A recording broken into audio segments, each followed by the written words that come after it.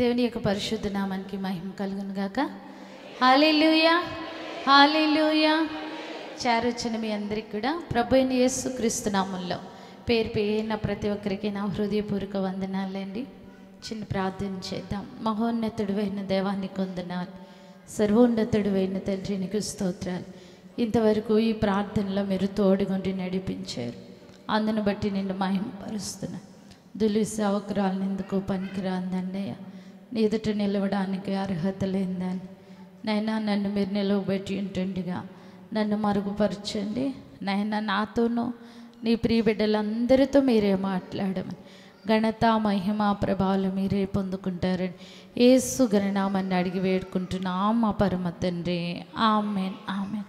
ఇంతవరకు ఆరాధన ఘనంగా జరిగించినటువంటి ప్రభువు వారిని చప్పట్లు కొడుతూ దేవుని నామాన్ని మహిమపరుద్దాం. హల్లెలూయా, స్తోత్రం స్తోత్రం స్తోత్రం, హల్లెలూయా. మంచిది, మీరందరూ చక్కగా ప్రేయర్ చేస్తున్నారు, అందుని బట్టి నేను ఎంతగానో దేవుని స్తుతిస్తున్నానండి. ఎవరు ఈ ప్రేయర్కి అసలు మిస్ అవ్వద్దు. దయచేసి అందరూ పాలు పంపులు పొందండి, ప్రార్థించండి. మీకు చెప్పినట్లుగానే ప్రేయర్ రిక్వెస్ట్లు రాయడం జరిగింది. మీరు చెప్పినవన్నీ ఒక్కొక్కరికి ఒక్కొక్క లిస్ట్ ఇవ్వబడుతుంది. అది మీ బైబిల్లో పెట్టుకోండి. మీరు ప్రార్థన చేసినప్పుడల్లా ఆ యొక్క అవసరతల కొరకు ప్రార్థన చేయండి. ఎందుకంటే ప్రార్థన చాలా ప్రాముఖ్యమైనది. ప్రతి ఒక్కరూ కూడా ఆ లిస్ట్ మీ దగ్గర ఉండాలి.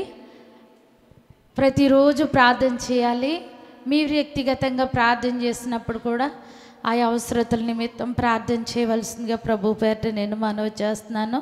మీకు ఈ వాక్యమైన అనంతరం మీకు ఇవ్వబడతాయి. ఇది ఎందుకు నాకెందుకులే, నేను ఏమన్నా ప్రేయర్ చేస్తానా, నేను చదువుకున్నానా అని అనుకోవద్దు. చదువుకోలేని వాళ్ళు కూడా ఆ అవసరతల మీద చేతి పెట్టి ఎవరు పేర్లు అయితే ఉన్నాయో ప్రభా, ఏ అవసరతల నిమిత్తం అయితే ఇందులో పొందుపరిచారో మాకు తెలియదు, కానీ అవసరతలన్నీ మీ యొక్క నామంలో తీర్చండి నాన్న, వాళ్ళని స్వస్థపరచండి నాయన, నీ మేలులతో నింపండి నాన్న అని చిన్న ప్రార్థన చేయండి. దేవుని నామానికి స్తోత్రం.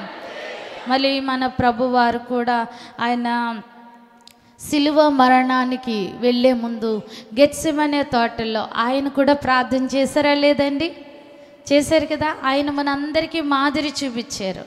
ఆయన దేవాది దేవుడయ్యుండి మానవునిగా ఈ భూమి మీద 33.5 సంవత్సరాలు ఆయన జీవించారు. గెత్సెమనే తోటలో కూడా ఎంతో ఆక్రందనతో ఆయన బహు దుఃఖంతో ఆయన ప్రార్థన చేశారు. ఎక్కడంటే మత్తయి సువార్త 26వ అధ్యాయంలో ఒకసారి మనం చూద్దాం. చూడండి ప్రియ దేవుని బిడ్డలారా, మత్తయి సువార్త 26వ అధ్యాయము 36వ వచనం నుండి మనం చదివినట్లయితే కొత్త నిబంధన గ్రంథం మత్తయి సువార్త 26వ అధ్యాయము 27వ పేజీ చూడండి ఒకసారి. అంతటి యేసు వారితో కూడా గెత్సెమనే అనబడిన చోటికి వచ్చి, నేను అక్కడికి వెళ్ళి ప్రార్థన చేసి వచ్చు వరకు మీరిక్కడ కూర్చుండుడని శిష్యులతో చెప్పి, పేతురును జెబెదయి 2 కుమారులను వెంటబెట్టుకుని పోయి దుఃఖపడుటకును చింతాక్రాంతుడగుటకును మొదలు పెట్టెను. అప్పుడు యేసు, మరణమగునంతగా నా ప్రాణము బహు దుఃఖములో మునిగి ఉన్నది, మీరిక్కడ నిలిచి నాతో మెలకువగా ఉండుడని వారితో చెప్పెను. దేవుని నామానికి స్తోత్రం. గెత్సెమనే అనబడిన వనం దగ్గరికి ప్రభువారు వచ్చి ప్రార్థన చేసుకోవడానికి ఆయన అక్కడ వచ్చారు. ఆయనతో పాటు శిష్యులు కూడా ఉన్నారు. కానీ ఆయనకి ప్రియమైనటువంటి 3 శిష్యులు ఎవరంటే పేతురు, జెబెదయి కుమారులు. జెబెదయి కుమారులు ఎవరండి? యాకోబు, యాహాను. పేతురు, యాకోబు, యాహాను. ఈ 3 ప్రభువారు ఎక్కడికి వెళ్ళినా కంపల్సరీ తీసుకెళ్ళేవాళ్ళు.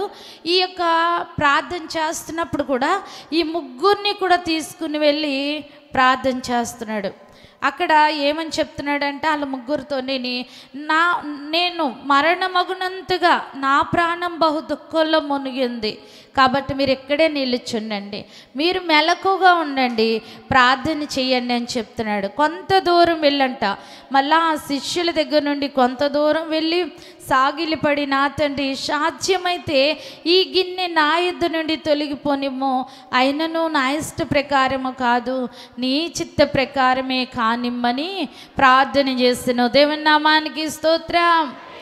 ప్రభువారు ఏదైతే చేశారో అది మనకి చూపించారు. ఆయన ప్రాక్టికల్గా ఆయన చూపించే వెళ్ళారు.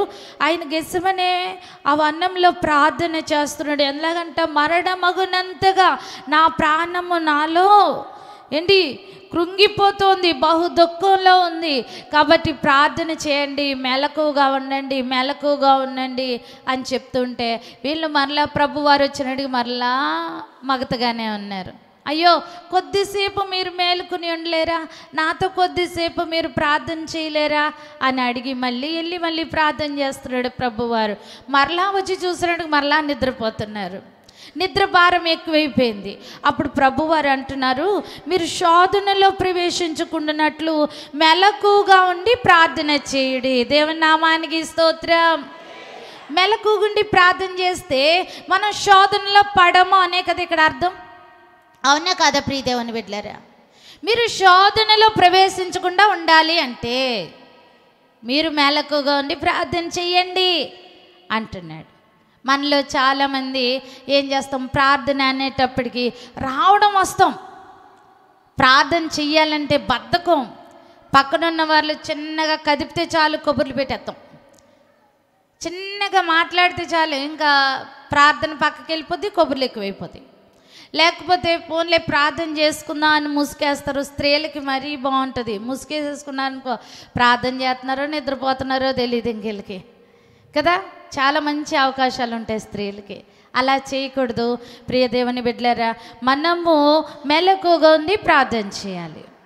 ఎప్పుడైతే మనం మెలకుగా ఉండి ప్రార్థన చేస్తామో శోధనలు, సమస్యలు, ఇరుకులు, ఇబ్బందులు మనల్ని ఏమీ తాకలేవు. వస్తాయి, శోధనలు వస్తాయి, సమస్యలు వస్తాయి, ఇబ్బందులు ఉంటాయి, కష్టాలు ఉంటాయి. మానవులంగా ఇవన్నీ జయించాలి అంటే మనలో ప్రార్థన ఉండాలి. దేవుని నామానికి స్తోత్రం. మహాభక్తులైనటువంటి వాళ్ళు కూడా ప్రార్థన చేసే సమయంలో నిద్రపోయారు. అబ్రహాం గారు ఉన్నారు. అబ్రాము ఆదికాండ గ్రంథం 15వ అధ్యాయంలో దేవుడు అంటాడు, అబ్రామా ఇదిగో నువ్వు బలి అర్పించు అని చెప్తాడు. చెప్పినప్పుడు సరే ప్రభా అని అబ్రహాం దేవునితో చెప్తాడు, బలి అర్పిస్తాడు. ఆ ప్రొద్దుగుంకు వేళ వరకు ఆ బలి అర్పణ మీద ఏమీ వాలకుండా కాపలా కాస్తాడు. ఈలోపు ప్రొద్దుగుంకే సమయానికి గాఢ నిద్ర పట్టిందంట అబ్రహాం గారికి. అబ్రహాంకి ఎప్పుడైతే గాఢ నిద్ర పట్టిందో వెంటనే దేవుని వాక్కు వచ్చింది, ఇదిగో నువ్వు నిద్రపోయావు కాబట్టి నీ సంతతి తమది కాని దేశమందు 400 ఏండ్లు దాసులుగా ఉంటారు అని చెప్పాడు. ఏంటి, అప్పటికి అబ్రహాంకి పిల్లలు లేరు. 15వ అధ్యాయానికి వచ్చినట్టుగా అబ్రహాం గారికి పిల్లలు లేరు. కానీ దేవుడు చెప్తున్నాడు, నీ సంతానము తమది కాని దేశంలో పరవాసులై ఉంటారు, దాస్యత్వం చేస్తారు చెప్పాడు. ఒక్క ఆయన నిద్రపోవడం ప్రియ దేవుని బిడ్డలారా ఎంతమంది ఇబ్బందులు పాలైపోయారు. ఈ రాత్రికాల సమయంలో ఈ కూడికలో ప్రార్థన చేసుకోవాలని వచ్చిన నీవు కూడా నిద్రపోయి ఒకవేళ నీ కుటుంబంలో సమస్యలు తెచ్చిపెడుతున్నావేమో, నీ కుటుంబానికి శోధన తెచ్చిపెడుతున్నావేమో, నీ కుటుంబంలో ఇబ్బందులు తెచ్చిపెడుతున్నావేమో, నిద్రపోవడానికి వీల్లేదు. ఇది నిద్రపోయే సమయం కాదు. మనము పగటివారు అంటున్నాడు ప్రభువారు తెస్సలోనికి రాసిన పత్రికలో. జాగ్రత్త పడి మెలకుగా ఉండండి, ప్రార్థన చేయండి. దేవుడు హెచ్చరిస్తున్నాడు, మనం జాగ్రత్తగా ఉండాలంట. ఇవి అంచె దినాలు, అపాయకరమైనటువంటి దినాలు, ఇవి దుర్దినాలు. ఏ సమయాన్ని ఏది జరుగుతుంది ఎవరికీ తెలియదు. అలాంటప్పుడు మనం ఎలా ఉండాలి? మెలకుగా ఉండాలి. మెలకుగుండి మనం ప్రార్థన చేయాలి. దేవుని నామానికి స్తోత్రం. అందుకే ప్రభువారు అన్నాడు, శోధనలో ప్రవేశించకుండానట్లు మీరు మెలకుగా ఉండి ప్రార్థన చేయుడి. ఎంతోమంది ప్రార్థనలో మెలకు కలిగి ఉంటున్నారు. 10 మంది కన్యకులు ఉన్నారు ప్రియ దేవుని బిడ్డలారా. 10 మంది కూడా వారి యొక్క సిద్ధల నుండా నూనె నింపుకున్నారు, దివిటీలను వెలిగించుకున్నారు. ప్రభు వస్తే ఎత్తబడాలనే ఆశతో ఉన్నారు, రెడీగా ఉన్నారు. కానీ 10 మంది నిద్రపోయారు. అది మత్తయి సువార్త 25వ అధ్యాయంలో ఉంటుంది, ఫస్ట్ వచనం నుండి. 10 మంది కూడా నిద్రపోయారు. ప్రభు రానే వచ్చాడు. ప్రభు పెండ్లి కుమారుని పిలుపు వినబడగానే 5గురు దిగ్గున లేచారు. తమ సిద్ధుల నూనెతో ఉన్నాయేమో దివిటీలు వెలుగుతున్నాయి. ప్రభు వారితో ఎత్తబడ్డారు. దేవుని నామానికి స్తోత్రం. 10 మందిలో 5 మంది వారికి సిద్ధులు ఉన్నాయి, దివిటీలు ఉన్నాయి. గుర్తుపెట్టుకోండి ప్రియ దేవుని బిడ్డలారా, సిద్ధులు ఉన్నాయి, దివిటీలు ఉన్నాయి, కానీ సిద్ధులలో నూనె లేదు. ఎప్పుడైతే ఈ సిద్ధులలో నూనె లేదో దివిటీలు ఆరిపోవడం ప్రారంభించినాయి. ఇప్పుడు అంటున్నారు, ఇగో పెండ్లి కుమారుడు వచ్చేసాడు, మీ సిద్ధుల్లో నుంచి కొంచెం కొంచెం నూనె మాకు ఇరాదా అని అడుగుతున్నారు. అప్పుడు ఈ సిద్ధుల నిండా నూనె ఉన్నటువంటి ఆ కన్యకులు 5గురు అంటున్నారు, అయ్యో మీకు వేస్తే మా దివిటీలు కూడా ఆరిపోతాయేమో, కాబట్టి మీకు వేయడం కుదరదు. మీరు అమ్మవారి వద్దకు వెళ్ళిపోయి కొనుక్కోండి, మేం మట్టికి కొంచెం నూనె కూడా ఇవ్వమన్నారు. వీళ్ళు సిద్ధపాటు కలిగినటువంటి కన్యకులు, మంచి ప్రార్థనా యోధులు. నా ప్రియ దేవుని బిడ్డలారా, హృదయం అనే సిద్ధి నిండా నూనె అనే ప్రార్థనా జీవితం నీలో ఉండాలి. దేవుని నామానికి స్తోత్రం. హృదయం నిండా నూనె అనే ప్రార్థన నూనెతో నువ్వు నింపగలుగుతున్నావా? ఈ దివిటి ఆరిపోకుండా దేవుడిచ్చినటువంటి ఈ దివిటి ఆరిపోకుండా ఉండాలంటే నూనె సమృద్ధిగా ఉండాలి. ప్రార్థన అనే నూనె ఉండదు, కానీ కుటుంబాలు వర్ధిల్లిపోవాలి, బిడ్డలు ఆశీర్వదించబడాలి, మంచి ఆరోగ్యం పొందేయాలి. చాలా మంచిది ఆశ, కానీ ప్రార్థన చేయండి. దేవుడు అంటున్నాడు, మెలకుగా ఉండి ప్రార్థన చేయండి. దేవుని నామానికి స్తోత్రం. ప్రార్థన చేయవలసిన యోనా ఏం చేస్తున్నాడు తెలుసా? వాడులో నిద్రపోతున్నాడు. యోనా ఒక మంచి ప్రవక్త, మంచి దైవజనుడు. దేవుడు అన్నాడు, యోనా నువ్వు నినేవే వెళ్ళి సువార్త ప్రకటించురా. నినేవే ప్రజల పాపం బహు ఘోరమై ఉంది, కాబట్టి నువ్వు వెళ్ళి ప్రకటన చేయి, వాళ్ళు మారు మనసు పొందుతారు అంటే యోనాకి నినేవే ప్రజలకు దుర్మార్గత కోసం తెలిసి, అమ్మో నేను అక్కడికి వెళ్ళి ప్రకటన చేస్తే వాళ్ళు నన్ను కొట్టేయరు, వాళ్ళు నన్ను చంపేరు, వాళ్ళు నన్ను బ్రతకనిస్తారా అనుకుని దేవుడు చెప్పిన మాటను ధిక్కరించి తర్షీషు పారిపోయాడు. అంతే. ఎక్కడికి పారిపోయాడు? తర్షీషు వెళ్ళిపోతున్నాడు. దేవుడేమో నినేవే వెళ్ళమన్నాడు, యోనా ఏమో తర్షీషు వెళ్ళిపోతున్నాడు. తర్షీషుకి వెళ్ళే వాడు టికెట్ తీసుకున్నాడు, ఎక్కేశాడు. కొంత దూరం ప్రయాణం అయి వెళ్ళిపోతున్న సమయంలో భయంకరమైన తుఫాన్ రేగింది. ఎంత భయంకరమైన తుఫాన్ అంటే పెద్ద తుఫాను అని రాయబడింది. ఈ తుఫానికి వాడ మునిగిపోద్దేమో అని జనమందరూ అనుకుంటున్నారు. వాడలో చాలామంది ప్రజలు ఉన్నారు. అందరూ కూడా ఏమిటంటే ప్రాణాలను గుప్పిట్లో పెట్టుకున్నారు. అయ్యో మా భార్యలను చూస్తామా, మా పిల్లల్ని చూస్తామా, మేము సజీవంగా ఉంటామా, అయ్యో మునిగిపోతామేమో, క్షేమకరంగా మేము అనుకున్న ఆ గమ్యం చేరగలుగుతామా అని భయంతో బ్రతుకుతున్నారు ఆ వాడలో. కానీ యోనా ఏం చేస్తున్నాడు తెలుసా? అందరూ భయంతో వాడలో ఉంటే వాడ దిగువ భాగానికి యోనా వెళ్ళిపోయి నిద్రపోతున్నాడు. చూడండి, ఒక శావకుడు, ఒక నిజమైన విశ్వాసిగా నీవుంటే, ఒక నిజమైన శావకుడిగా ఉంటే గనక మనం ఏం చేయాలంట? మెలకుగుండి ప్రార్థన చేయాలి. దేవుని నామానికి స్తోత్రం. కష్టకాలంలో వాడలో ఉన్న ప్రజలందరూ ఉంటే యోనా మట్టుకు నిద్రపోతున్నాడు.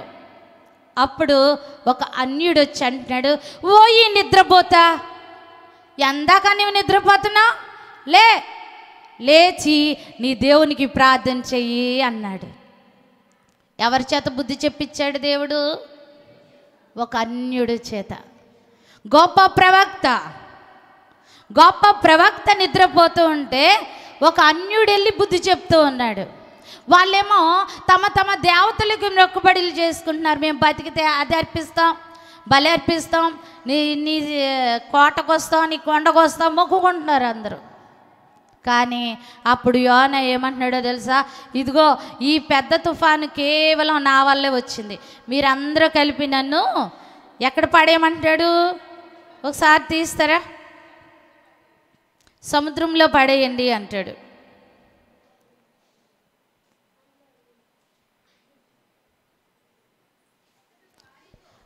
ఆరో వచనం నుండి చదువుదాం ఒకసారి. యోనా గ్రంథము 6వ అధ్యాయం 6వ వచనం. అప్పుడు ఓడ నాయకుడు అతని యొద్దకు వచ్చి, ఓ ఈ నిద్రపోత, నీకేమి వచ్చినది? లేచి నీ దేవుని ప్రార్థించుము, మనము చావకుండా ఆ దేవుడు మన యందు కనికరించునేమో అనెను. అంతలో వాడవారు, ఎవనిని బట్టి ఇంత కీడు మనకు సంభవించినది తెలియుటకే మనము చీట్లు వేతుము రండని ఒకరితో ఒకరు చెప్పుకుని చీట్లు వేయగా చీటి యోనా మీదికి వచ్చెను. కాబట్టి వారు అతన్ని చూసి, ఎవరిని బట్టి ఈ కీడు మాకు సంభవించును?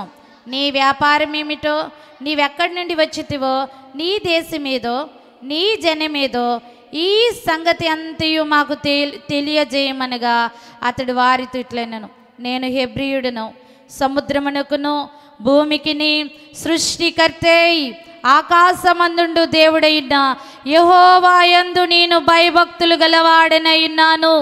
తాను యెహోవా సన్నిధిలో నుండి పారిపోచున్నట్టు అతడు ఆ మనుష్యులకు తెలియజేసి ఉండెను. దేవుని నామానికి స్తోత్రం. అబ్బా, ఎంత చక్కగా చెప్తున్నాడండి యోనా. నేను హెబ్రీయుడును, నేను దేవుని బిడ్డను, ఆకాశానికి భూమికిని సృష్టికర్త అయినటువంటి స్వయంభవుడైనటువంటి ఆ దేవాది దేవుని యందు, ఆ యెహోవా యందు నేను భయభక్తులు కలిగి ఉన్నవాడను. అతని సన్నిధిలో నుండే పారిపోతున్నాను అంటున్నాడు. దేవుని సన్నిధిలో సంపూర్ణ సంతోషం కలదని కీర్తనల గ్రంథంలో చెప్తూ ఉంటే, మన యోనా గారు ఎక్కడి నుంచి పారిపోతున్నాడంట? దేవుని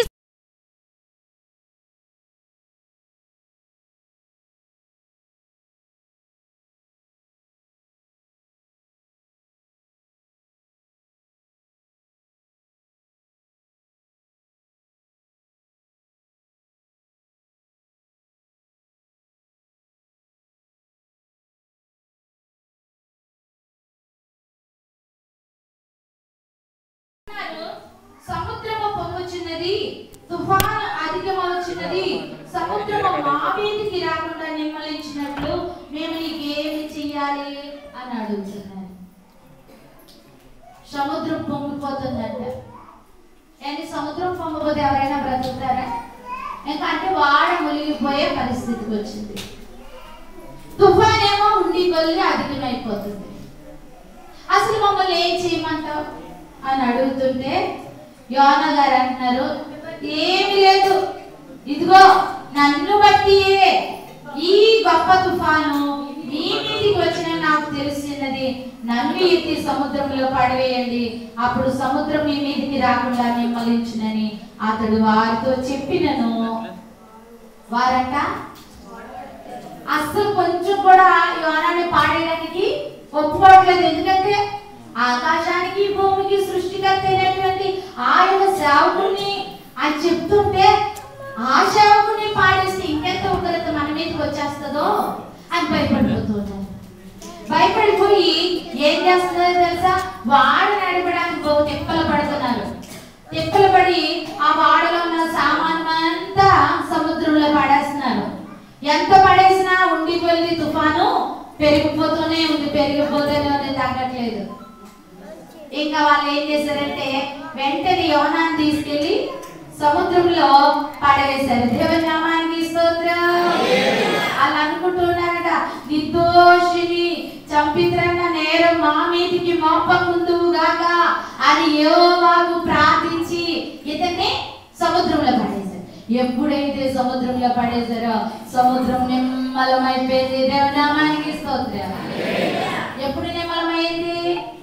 దేవుని మాట వినకపోతే తుఫాను వచ్చింది. ఇక్కడ ఆలోచన చేయండి. దేవుని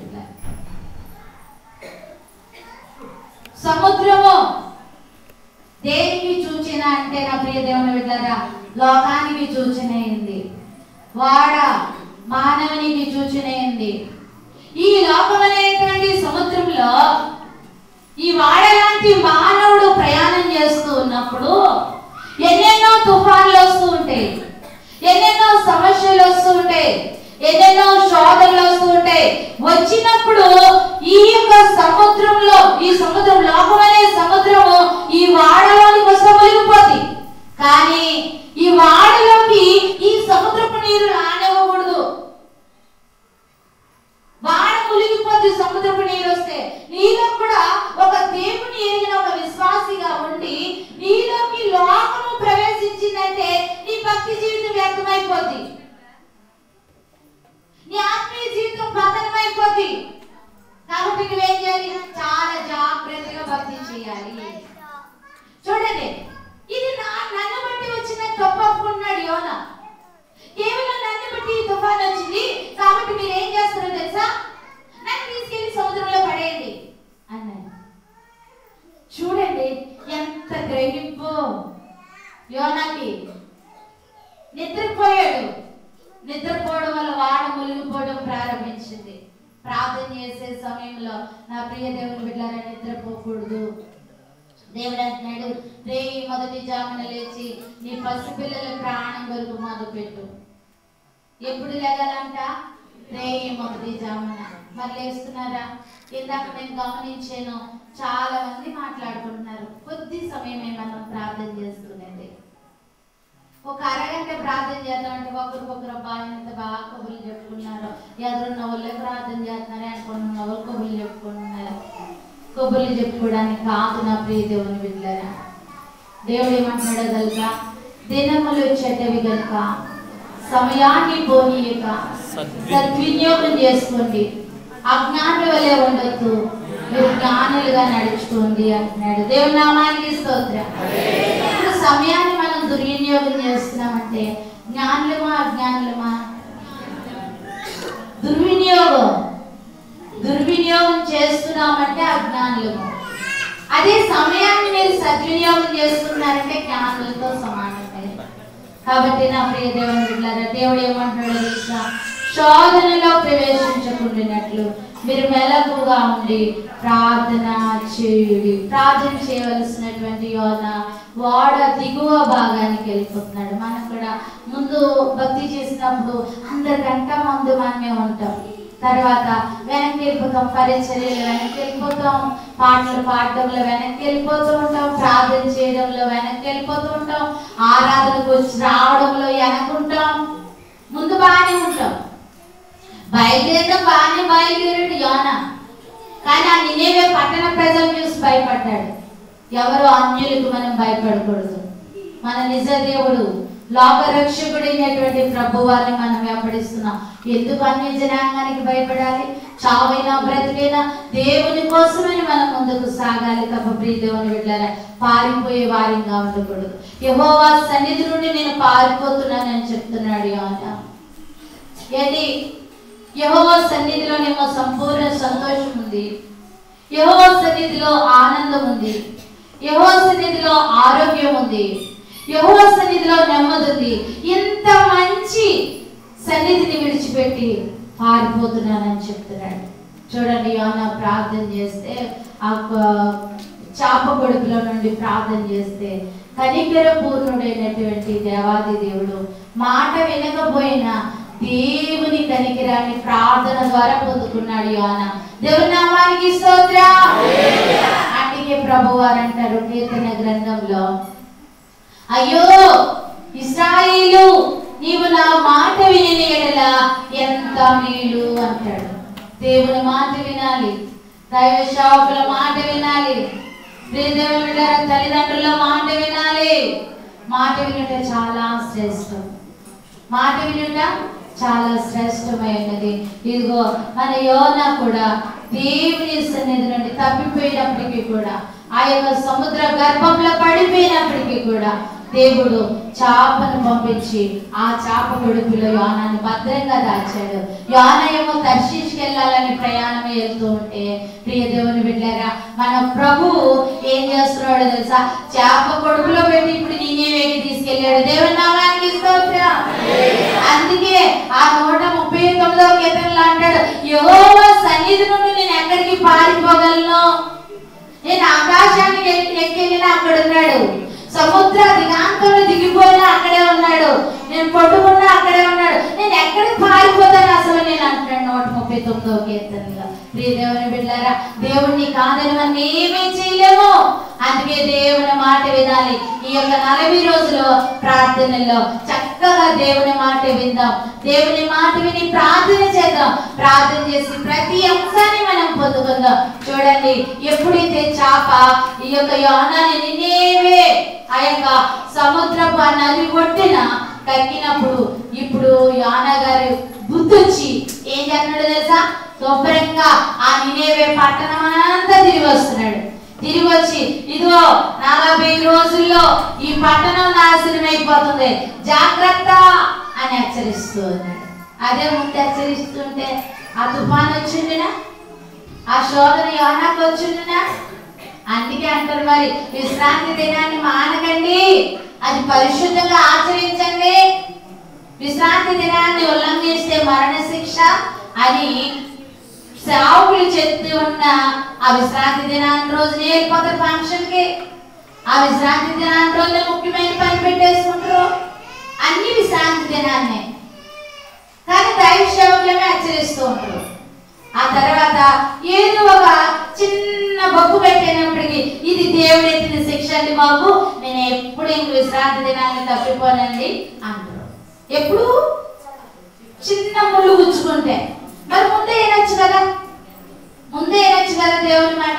అలా ఇంటరు, ఈ ఒక ముళ్ళు గుచ్చుకోవాలి నీకు, అప్పుడు అమ్మా నేను దేవుని మాట వినలేదు కాబట్టి దేవుడు నాకు ఈ శిక్ష పెట్టాడు. దేవుడు శిక్ష పెట్టడం కాదు, నువ్వు దేవుని మాట ధిక్కరించావంతే. దేవుని మాట వినలేదు కాబట్టి యోనా మీదకి ఎలా తుఫాను వచ్చిందో మన మీద కూడా అలాగే వస్తాయి. కాబట్టి నా ప్రియ దేవుని బిడ్డ, ఇప్పుడు యోనాకు బుద్ధి వచ్చింది. బుద్ధి వచ్చి నినివే పట్టణం అంతా తిరిగాడు, చెప్పాడు, ప్రార్థన చేశాడు. ప్రార్థన చేసిన తర్వాత నినివే ప్రజల్లో భయం పుట్టింది. ఎప్పుడైతే భయం పుట్టిందో పిల్లలకి పాలవడం మానేశారు, ఈ యొక్క పశువులకి మేత వేయలేదు, నీళ్లు పెట్టలేదు. చూడండి, వీళ్ళ భోజన పానాలు మానేశారు, బూడిదలో కూర్చున్నారు, దేవునికి మొరపెట్టడం ప్రారంభించారు. ఎప్పుడైతే ప్రారంభిస్తున్నారు నా ప్రియ దేవుని బిడ్డలారా, దేవుని ఉగ్రత తొలగిపోయింది. హల్లెలూయా. చేయుదునన్నా కీడు చేయడం మానేశారు ప్రభువారు. ఎందుకో తెలుసా? ప్రార్థన, చిన్న ప్రార్థన చేస్తే గొప్ప కార్యాలు చేసే దేవుడు మన దేవుడు. ఈ ప్రార్థన కూడికలు ఎవరు మిస్ అవ్వద్దు, ఎవరు మిస్ అవ్వద్దు. నినివే మీదకి ఉగ్రత రావాలి. దైవ సేవకుని మాటకి లోబడిపోయి నినివే ప్రజలందరూ ఉపవాసం ఉన్నారు, కన్నీరు కార్చారు. వెంటనే దేవుడు కీడు నుండి తప్పించాడు. కీడు నుండి తప్పించి వాళ్ళని ఏం చేశాడో తెలుసా? 1,25,000 మంది ప్రజలను దేవుడు కాపాడగలిగాడు. దేవుని నామానికి స్తోత్రం. కాబట్టి రాత్రి కాల సమయంలో మన కుటుంబాల కొరకు, మన బిడ్డల కొరకు, మన ప్రాంత వాసుల కొరకు, అంతేకాదు నశించిపోతున్నటువంటి ప్రజలందరి కొరకు ప్రార్థన చేయవలసిన భారం ప్రభువారు మన మీద పెట్టాడు. కాబట్టి యేసమనే వందంలో ప్రభువారు అంటున్నాడు, మీరు శోధనలో ప్రవేశించబడినట్లుగా మెలకుగా ఉండి ప్రార్థించి జాగ్రత్త పడండి, మెలకుగా ఉండండి అంటాడు. సువార్తల్లో కూడా హెచ్చరిస్తున్నాడు, దొంగ ఎప్పుడు వస్తాడో తెలియదు, దొంగ వలే వస్తానంటున్నాడు ప్రభువారు. ఏది మొదటి జామున వస్తాడో, రెండవ జామున వస్తాడో, దొంగ ఇంటికి ఎప్పుడు వస్తాడు ఎవరికైనా తెలుసా? ప్రభువారు రాకడ దినం కూడా అలాగే ఉండదంట. అంతవరకు మనం ఏం చేయాలంట? మెలకువగా ఉండి ప్రార్థన చేయాలి. సామెతల గ్రంథంలో అంటాడు, నీ కన్నులకు నిద్ర అయినను, నీ కనురెప్పలకు కునుకుపాటైనా సరే రానియొద్దు అంటాడు. క్రైస్తవ్యం ఉండి కొల్లి ఎలా ఉంటుందో తెలుసా? ప్రార్థనలో తగ్గిపోతున్నారు, ప్రార్థనలో తప్పిపోతున్నాను. కానీ మనం ఎలా ఉండాలో తెలుసా? ప్రార్థన బలంగా చేసేవారిగా ఉండాలి, ప్రార్థన యోధులుగా ఉండాలి. ఎరుకో గోడ కోరడానికి గల కారణం ఏంటో తెలుసా? దేవుని స్తుతిస్తూ ప్రార్థన చేశారు. బలమైనటువంటి ఎరుకో గోడ కూలిపోయింది. ఈ రాత్రి కాల సమయంలో నీకు ఒకవేళ ఎరుకో గోడలు లాంటి సమస్యలే ఉన్నాయేమో, ఎరుకో గోడ లాంటి బలమైనటువంటి ఒక బలహీనత నేను పట్టి పీడిస్తూ ఉందేమో, ఎరుకో గోడ లాంటి భయంకరమైనటువంటి శోధనలు నిన్ను వెన్నట్టు ఉన్నాయేమో, నీవు కూడా దేవుని స్తుతిస్తూ ప్రార్థన చేయి. దేవుడు నీకు కూడా విడుదలిస్తాడు. ఎలా ప్రార్థన చేయాలి? మెలకుగా ఉండి ప్రార్థన చేయాలి. లేచి నిలబడదాం, ప్రార్థన చేద్దాం.